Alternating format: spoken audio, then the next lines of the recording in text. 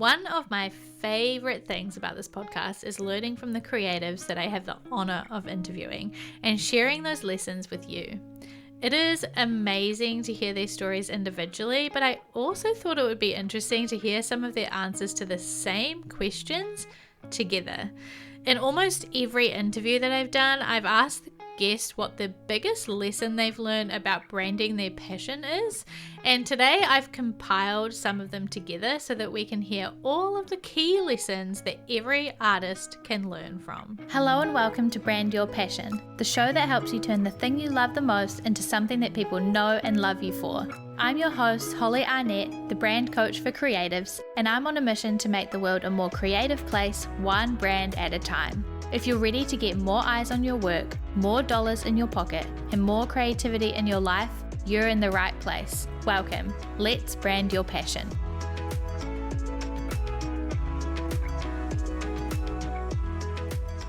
Let's kick things off with Ariel Bissett, a writer and filmmaker based in British Columbia who hosts multiple podcasts and has a YouTube channel with over 300,000 subscribers now, among with many other creative endeavors.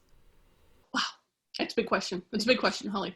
I think actually it is that you can change your brand. This is something I've talked about in different contexts and in different conversations, but I really am glad that I have always felt the freedom for my personal brand to change things up, and it's always led to the right path. Following my gut content-wise is always the right move. If I think that something's a good idea, that means it's a good idea for me, and that's the person that I should be trying to make the happiest. Because I'm the one running this whole ship, right? If I'm starting to get fatigue or I'm starting to resent my own thing, the whole ship will sink. The ship will sink. So it's much better that I'm making sure that I'm really excited about my content, proud of my content. And therefore, if I start to feel like, oh, it's time for a pivot or it's time for a slight change, that I should trust that gut. It doesn't mean that it's not scary, because it's happened. I mentioned the one big time that it happened, but it's happened other times in my career, and it's always scary. It's always really scary when things like that start to happen, or I start to feel some sort of a change, but it's always led me the right way to let that change happen. I would also say, similar to what we were just saying, but another important lesson for me has been creating more of a team and not doing everything myself, especially brand wise, because I have no talent when it comes to like Photoshop or something. I now understand Photoshop. Thank God I've come so far. I now understand Photoshop, and I've always made my own thumbnails and stuff. And I think that I've definitely gotten better at a lot of my own branding, because I can throw together a nice thumbnail if I do say so myself. But I don't think that I'm good at creating a logo or understanding like what's the perfect font. I mean, my reasoning for a font is that it's my name. You know what I mean? That's going to be the extent of my knowledge. So reaching out to someone and hiring someone and investing in myself it's always scary. Again, it is always scary. I've had a lot of conversations with people about how important it is to invest in yourself. And there's a fine line between treating yourself and investing in yourself. But for example, a year ago, I desperately needed a new camera. Hilariously, I had broken up with my boyfriend at the time, and I was using his camera. And so I had to give him camera back, right? That was literally the only reason. And so because that happened, I had to go back to using my old camera. And I was like, no, you know what? I need to invest in myself, and I need to actually trust myself and have confidence in myself that an expensive purchase like a brand new camera is going to be something that is going to help my brand, my image, my confidence, my content, everything. And so it was a very expensive investment, but I've never regretted it. Like the second I paid off that credit card, I was like, I have not regretted this.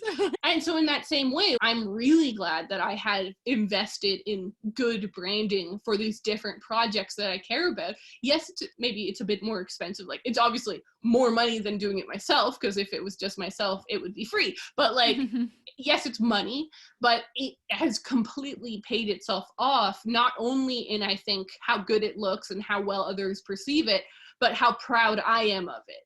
Yeah. So those are my two lessons. Next up is Terrence Tang, also known as Tin Lun Studio, a hand lettering artist and designer from Houston, Texas, who creates murals and other lettering pieces, has his own apparel store, runs the Humankind Project, and more. There's two lessons.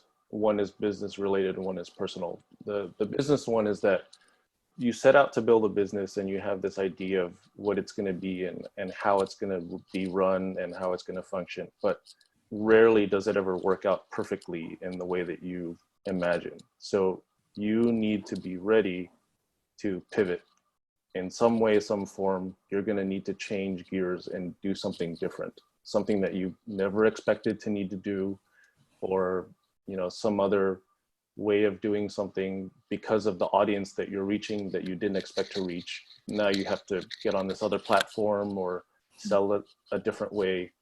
But there will be something that calls upon you to pivot your thinking, and you have to be ready to do it. Because if you are too stubborn about it and just stick to your guns, you may not make it. and I've learned that, running a business, it can be pretty ruthless. You kind of have to approach it from kind of a cutthroat perspective. If you don't make this change, someone else is going to do it and be more successful than you are. So you just need to be ready to shift gears and pivot for the good of the business if you want to make it. The personal one is, I'm married with 2 kids. And when I started my business, my first kid was just born. He was like 3 months old. And so I was spending a lot of time in my studio working. And, I'm working, I know I'm working, but them out there, they don't feel it that I'm working. They just feel that I'm not there. And I learned the hard way that I have to find a way to balance my time between the business and family life. Because I kept telling myself that, I'm building this business for the family. I'm doing this for the family. And, what good is all that effort if the family's not going to be there when you come out of the office? So, I almost learned that the very hard way that you need to be intentional about how you spend your time and where you put your energy. Charlie Prangley is up next, a marketing designer and side hustle addict based in Valencia, Spain. Alongside working full-time at ConvertKit, Charlie hosts the Design Life FM and Inside Marketing Design podcasts, runs a YouTube channel, designs and sells digital products, and speaks at events all around the world. I would say that you have to start from knowing what the heart of it is going to be. How do you want people to describe this brand? And what do you want people to think about it? And what sort of people are you trying to, what stage of their life are they in when they're seeing it, when they're experiencing the content that is under this brand? That's the sort of things I've been thinking about for sure. And I don't know, with Design Life, for example, we felt like a handwritten logo made sense because we wanted it to feel like a really personal show, and that it's like a show where we're at your level. We're not above you giving you advice. We're, going through the same things you are in your design career. And we just felt like the handwritten stuff was really friendly. And so that's why we went for that. And I feel like it's sort of the same reason why I've done that with all of my other projects. And I know there's ways to make things friendly that doesn't involve hand lettering, but also I just really like it. So yeah, that would be the main thing, I think, is knowing what the heart of it is, but also not being afraid to put a lot of yourself into it as well. And I don't know, if I was approaching my YouTube channel as a client project, I probably wouldn't end up with the colors and the logo and the thumbnail style that I have, because it doesn't make sense on paper for that to be what it is. But it makes sense for giving the brand a personality, and the brand's personality is my personality, right? Because it's my personal brand. And so figuring out how to bring that through in the visuals so that it all connects when people see the content, and not being afraid to do that, even though it doesn't technically make sense. Illustrator and designer Maya Sain shares with us next, whose work focuses on the empowerment of minorities in their personal and professional pursuits. Maya has collaborated with many incredible brands and organizations, and their work discusses important topics such as racial injustice, PCOS, mindfulness, saving the bees, and more. I think, again, the biggest thing that I've learned was your brand should be definitely a reflection of you. It should be authentic to who you are. Like you Yeah. can't, you like, hey, I mean, you can, I guess, but let's say if I'm like a unicorn and I'm like, no, I want to be a horse and I'm going to stay in this barn. It just doesn't work out. It just doesn't feel authentic. And you can tell because then things are off, your messaging's off, all this stuff. So when you just accept the fact that you're like, hey, I really like, for example, I love robots. I'm like, at some point I'm gonna put that in there. It's fine. Like, you know, and it doesn't have to be like me drawing a robot. I can do something like, play with like the texture of steel or like play around with numbers, play around with bars, do whatever. But like once you can like figure out those things, you just can pull it together and it just feels right. And you'll know you're on the right track because you'll start to feel better. You're just like, this is what I want. You're like that. I don't know. You're like that 18th century like artist who actually found what they want to do before they died. You're like, oh my God, I found the masterpiece. Yeah. Let me copy that. And sometimes you do a piece. I know for a fact that I recently made this illustration with, what did I call it? Goodness, I feel terrible now. But I did an image of the boy with the yellow bubble coat, and he was amongst some flowers and just enjoying himself. And that was the portrait that I was like, wow, I got like that was my aha like illustration. Even though it was for a client. So I'm like, oh, I can't even like, truly claim it myself. But that's it was just the fact that me just accepting things I enjoy, and obviously took reference from like that illustration. I literally took images from my phone that I took while like walking in the park, or I like fashion bubble coats. I pulled it all together, and it's just like boom, you create this creation that no one else can create. They could try it as much as they want to. It's not the same because you did it. And so you just have that confidence, and you just start build off of that, and it just works its way out. After you reach that point, you just need to kind of buffer it out, like very slowly, like a metalsmith person, just like treat it well. Don't go and like zoom off unless you're like very confident, but like play it off, like, just rub it out, see what else you can add to the blend, and just see if it works out and see if it represents what you want to do or what you want to say. Now I'm joined by Sophie Timothy, aka Sister Scout. Sophie is a brand photographer, mentor, and the creator of the Sister Scout Hood. I think just like the power of being yourself and stripping back all the shoulds and the kind of stuff that we tell ourselves that we need to be, or the person we need to be. Yeah, it wasn't until I really truly stepped into who I am as a person and kind of owned that. It wasn't until I did that my business actually grew properly and flourished. So I think that's been a huge lesson and blessing. Like, it's just given me so much freedom and sense of, I don't know, just like a good vibe about like, I'm actually able to be myself and still like people want to book me. Oh wow. I think there's just so much fear and shame around like comparing ourselves to other people and feeling like, oh, I'm not like them or whatever. But it wasn't until I was like, stuff that, I'm just going to be me and put myself out there and just do things my way, that it turned out like a whole lot of people were into that. So I think the more you can kind of do things with authenticity, the more people can see that, and then you find your people. Yeah, amazing. And the things that maybe you think, comparing yourself to someone else, are the things that are going to make you stand out and make you special and make people want to work with you as opposed to someone else. 100%. Yes. So in my purpose statement now, I talk about encouraging people to lean into their uniqueness. Cool. Because I think that's just so important. Like, the last thing we need is a whole lot of people who are the same. So the world needs diversity. Yes. We can all embrace our weirdness and it'll be a great time. Yeah, that's right. Embrace the weird. Yeah.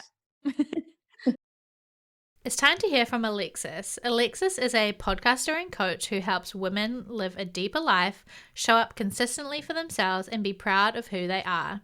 She's also a consultant for SaaS companies, helping them grow their affiliate marketing programs. A multi-passionate creative with a passion for people, Alexis has an amazing understanding of what it means to embrace your creative instincts. Never underestimate your intuition. And intuition is something that needs to be stretched and built over time. Yeah. And intuition builds confidence, it builds security, it builds this belief in self, and that I can do it, that I believe in myself enough to know myself enough and be in alignment with my values enough that things are organically a yes or organically a no. Mm-hmm. And sometimes when you're building brands and building businesses, there's a lot of doubt and there's a lot of second guessing. You're the one that has to lay your head on your pillow at night and go to sleep with your choices. And so as much as it's great to ask your advice and ask your community or ask mentors, never underestimate the power of your own intuition and the direction that your body, that your soul, that your mind and your spirit is leading you, because sometimes that can be more powerful than anyone else telling you where you should go. And I think for a really long time, I felt this pull, like this natural force pulling me in this direction. And I didn't go because I was seeking affirmation. Mm-hmm. Do you think I should go in this direction? Do you think I should go in this direction? Instead of just being like, Alexis, intuition, like trust yourself and trust the fact that you're having these feelings and these desires for a reason, and they're pulling you, not pushing you, they're pulling you naturally into this direction that's organic, that's not forced, Mm-hmm. And we oftentimes want to get that affirmation or validation. And as much as that can be really helpful with launches and prices and all the things, that's great. But when you can really come down to this like grounded, rooted feeling of knowing that you're in a direction that really aligns with you, it really aligns with your values and your dreams, and you're becoming who you want to become every single day, like you can't learn that from someone else. Someone else can't teach that to you.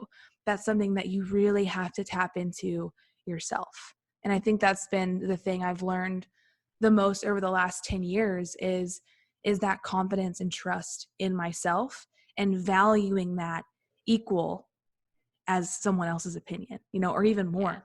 Yeah. Instead of putting someone's opinion or affirmation or validation, 50 steps ahead of what I think I should do. Instead of just kind of evening those out and seeing, I'm still open to feedback. I'm still open to, other people's thoughts about where I should head. But at the end of the day, like I'm making the choice, and there's power in that. Now introducing artist and illustrator Pepper Raccoon.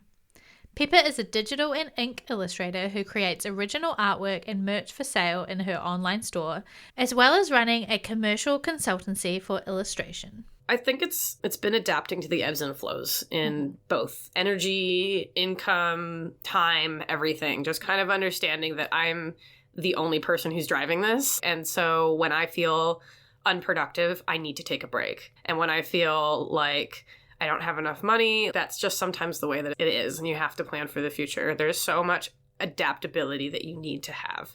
And that's definitely the hardest thing to learn. And I definitely haven't mastered it yet. And I've been doing this for 5 years. So I've learned not to completely freak out if I don't make much money in a month, because I know the next month will probably be better. And it usually is. But just like the whole thing of like, oh, this one client who was supposed to pay me hasn't. It's been 3 months. Like, oh my God, like all that kind of stuff.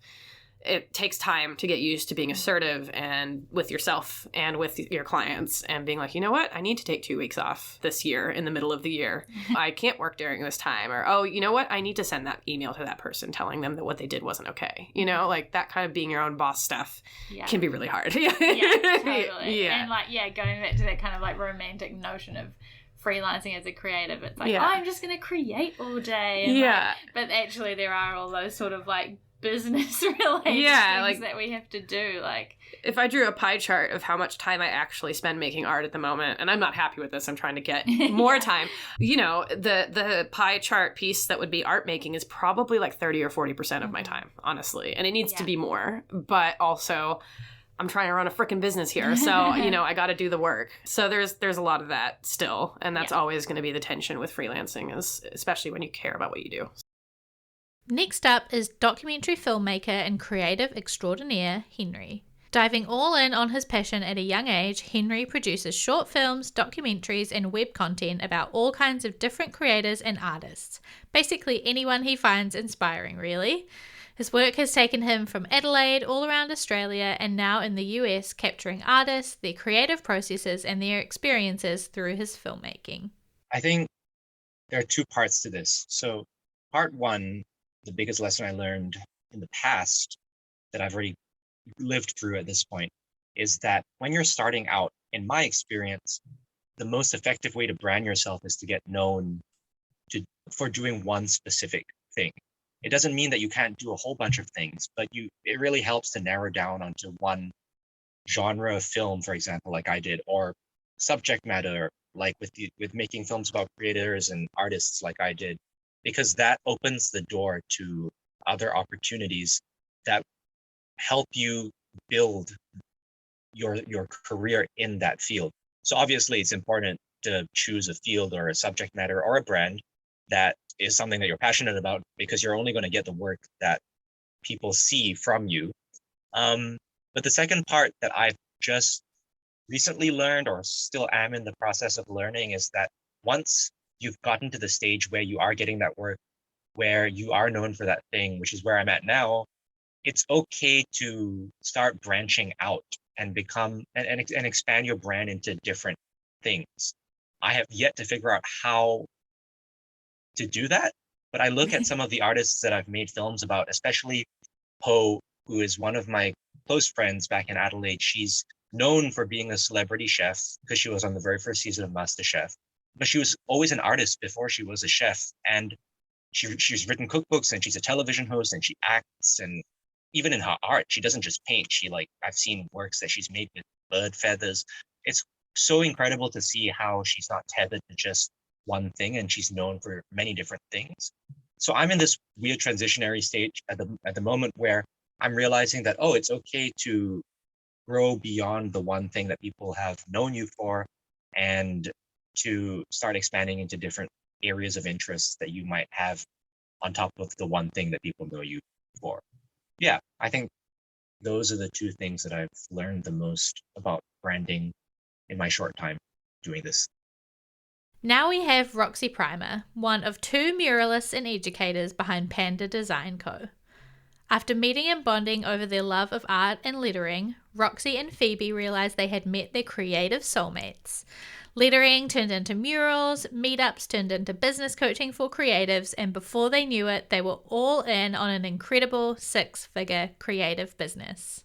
I think authenticity is the most important thing. You have to really love your brand. You have to be your biggest supporter of your brand. And if it's not authentic, it's just like your clients are going to see that, or your customers are going to see that this is not true. This is not real. This person doesn't believe in this. So I think you really have to look deep into your soul to figure out who you are and make sure that your brand is in alignment with that. Personal stylist, Fashionably founder, talented TikToker, and writer Ashlyn Greer is here to share with us next. Ashlyn has always had an undeniable passion for fashion before she even knew what it really was, let alone that it could be a career. But even after finding her career in fashion, she knew that she could do what she loved and create things that mattered and made a difference. Enter Fashionably, an online personal styling service for real people living real lives. I think the biggest lesson that I've learned is, just going through a couple of those time periods of questioning what my passion was. And I've always identified as this girl who loves fashion and loves clothes and believes in getting dressed as a way to express ourselves and confidence and all those things. I think just remembering what that is, even when you go through those periods where you're not really sure what the medium is that you're supposed to be doing with it at that moment, I don't think I'll ever forget that lesson again, that this is at my core who I am. And I'm so many other things. I can write, I can, do all these other things too. But I think we all have, whether people agree or not, I think we all have one given thing that is just our number, it's our passion, it's what we're great at. And I think we have to hold on to that as much as we can. And that usually is where you will end up or figure out, this is what I need to do. Whitney Manny joins us now. Whitney is a fashion and textile designer from Kansas City with a BFA in fibers and a desire to create art through her fashion, something she's most definitely achieving with her independent label, Whitney Manny. Creating a narrative between colour and pattern is a signature of her work, or as she puts it, my job isn't done until everyone in the world believes that fashion is art. Woo! I think the biggest lesson I've learned about branding, branding, to really not take it too personal. I have learned, and I would say at least within the last 3 years, you first of all, you have to have a bit of an ego to be an artist. I don't think a lot of us like to admit that, but that's not a bad thing. And really ego in the sense of drive, because think about, to get up every day and have the nerve, just, I'm gonna sew some stuff and people will love it and they'll buy it and they'll wear it and they'll just keep doing that. That takes gut, but at the same time, you got to keep that in check. And so I have learned to separate, okay, WM and Whitney. They are the same person. However, WM has to do her taxes on time. Now, she's got to have good customer service, while Whitney wants to go frolic and roller skate and also, just because somebody has critiqued what WM has put out does not mean they are attacking you as a person. Yeah. And to be able to kind of have that separation, it doesn't mean that I'm detached from my work or that it's not one and the same or not the same person or anything like that, but it allows me to kind of have a little bit more freedom and a little bit more of an aerial view when I'm looking at my work, the work that I'm producing, and the business choices that I make. It's a bit of a Beyonce, Sasha Fierce kind of, but really helps me, because otherwise I would be walking around with my feelings hurt all the time. And last but not least, let's hear from Renata Payton, also known as Gremren, who is a Melbourne-based indie artist who's all about fun creatures and punchy colour palettes. You can see her messing about with paint pens, yarn, wood carving, and the list goes on. Basically, if it's vibrant and fun, she is in.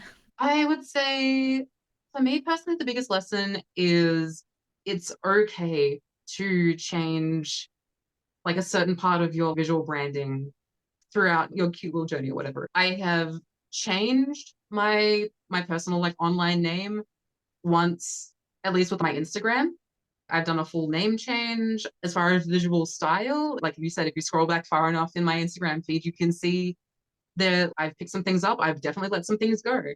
It's okay to make those changes. I don't think a soul has come up to me and said, the inconsistencies, I can't believe it. I can't believe you're not running with this one color palette that you loved 2 years ago, unsubscribed, unfollowed, blocked, or whatever. If you don't try, you don't know if those things are going to work for you or not in the long term. So, you know, even if you don't have that 100% perfect vision of what you want your brand to be, just make something and then just tweak it as you go along. I promise that's way better than not making it at all because it's not perfect in your mind. Just give it a go. That's all you need to do. So there you have it. From designers to illustrators to fashion designers to writers, all of these artists have a few things in common. They have all built a brand and they've all learned a lot of lessons along the way. And I hope you've learned something too. I hope that from one of these artists or all of them, you have learnt how you too can brand your passion, and you've learnt something that you can take into your business. There'll be many more creatives to learn from going forward, and you can check out any of these artists' full interviews at makerandmoxie.com/podcast. And I will see you in the next episode. Bye! Thanks for listening to this week's episode of Brand Your Passion and choosing to spend time with me learning all about branding, business, and all things creativity. You can find more episodes just like this one at makerandmoxie.com/podcast. If you like this one, you can tap that subscribe or follow button so that you're notified about each and every new episode. And if you've got a spare second, please leave a review on iTunes or wherever it is that you're listening to this podcast, because I would absolutely 100% love to hear from you. If there were some helpful goodies in this episode for you, it would mean the world to me as well if you could screenshot that podcast player right now, hop on over to Instagram or Twitter and tag us at Maker and Moxie. By subscribing, reviewing, and sharing, you're helping reach more creators just like you, so that together we can make the world a more creative place, one brand at a time. We can't achieve this mission without you, so your support means the absolute world. I will talk to you in the next episode, but until then, keep creating.